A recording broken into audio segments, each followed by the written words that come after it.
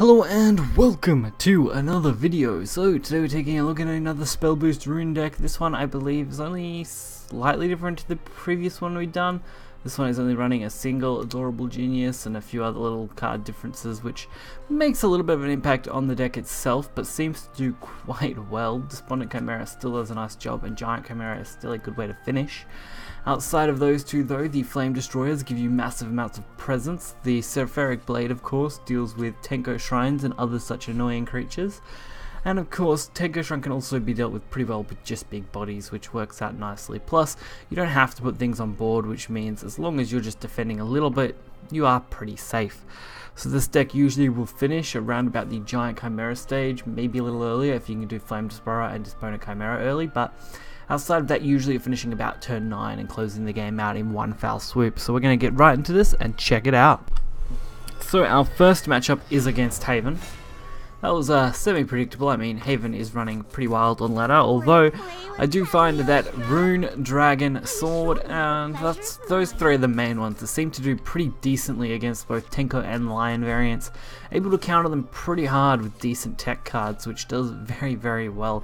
Of course, you do then lose to other decks, but that is all in the name of balance. Most decks will lose to other decks. That is just how things work. No different to mid-sword metas of the past, they're all very similar. So our opponent does start off very strongly, a nice Mori Equirium, which is what you want. And of course a Conjure Golem from our side, really just going for something on board that we can also boost the Wind Blast with. Bashful, very, very good. Still a really nice card considering it's a bronze. I will be having hopefully an Elena list go up very soon. I do want to get that one done. I think that could be a lot of fun in Unlimited, so do look out for that. Plus, we do need to start covering some Unlimited decks, as so far we've got all rotation for the last week, which was to be expected, rotation being a primary format and all, but now we're just going for pretty simple spell boosts, drawing cards. Our opponent didn't really do anything substantial. White Fang Temple came down, that was literally about it. Of course, the perfect curve setup is the only thing that really is hard to beat in Tenko, honestly.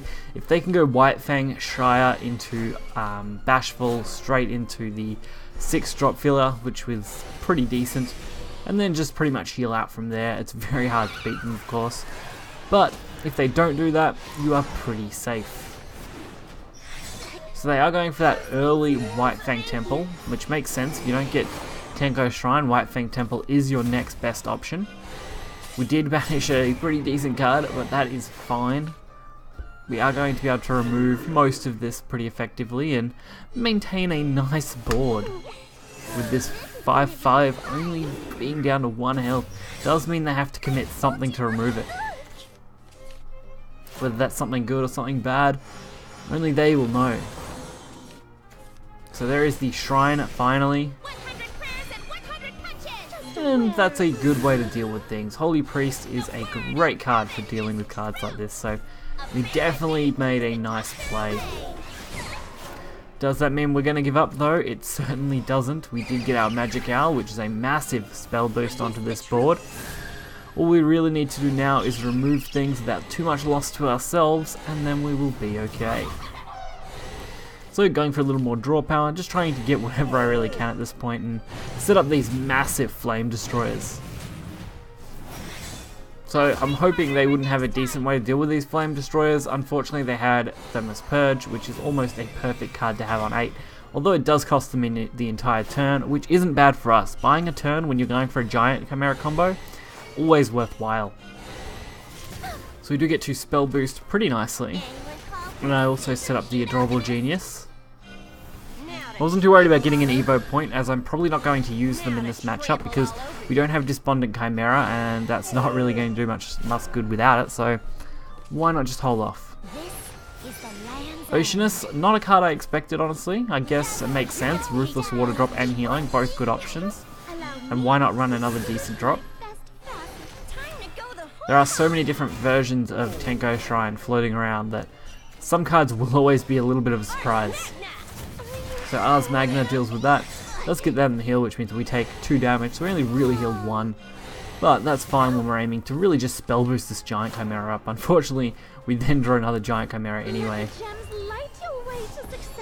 So Dealer is going to be a little bit of a problem now because it is going to heal them pretty radically over and over again. And a White Fang Temple on top of that. Definitely not the play I wanted to see. But this does mean that they really have to be able to kill me soon.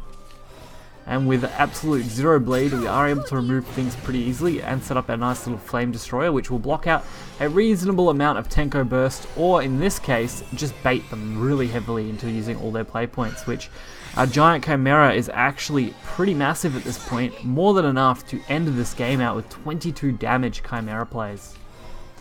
This is how you beat Tenko with things like this. You really just want to be able to slam them in face. Like I said though, beating a perfect hand is pretty difficult, so don't expect to win every single time.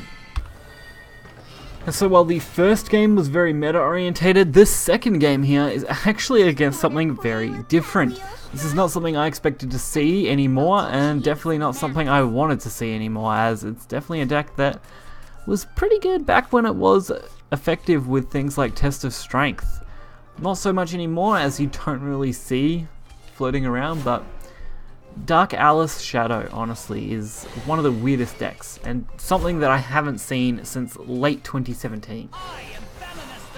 There is Belenus the Shining, not really a problem. That starts out pretty normally for Shadow, that's why I wasn't expecting anything too radical. I mean, an immediate follow-up with Freya Monster Girl, another really strong card, something I also would have expected. Which is why things like Wind Blast come in handy. And leaving up the 0-1 really doesn't worry me at all. Corpse Lord of Woe, another card that, of course, like I mentioned in the last few, very easy to expect when you're playing against Shadow. So for the most part, they were playing a very standard Shadow list. It wasn't until later in the game that they really come into their own and was trying to do things that just really aren't going to work against this kind of rune deck. But it was an interesting match nonetheless, which is why I wanted to be able to include it. And Into the Looking Glass gives it away a little bit, as they are trying to turn everything into neutrals, so that they can hopefully avoid having to deal with things. And that was a little bit of an odd evo, I'm guessing just because they wanted to have a decent stat line on that. But I probably personally would have done it to the Belenus. So I do Spheric Blade the Belenus. I don't really have any other use for it in this matchup, especially after what we've seen. I may as well use it now before it becomes harder to use later. Now we're pretty set up to go for these Flame Destroyers. We don't really have anything holding us back. We can quite easily Spell Boost trade and set these up nicely. So very little issue going for these Flame Destroyers. It's really all they're used for in this deck. They're not really a big win condition, they're much more of a stall tactic, so it's answer these or die basically when you're playing this deck mostly. There is the Dark Alice. Like I said, an odd thing for them to go for, definitely. And they did decide to just trade off with it. Just dealing with one of the 7/7s, which is good.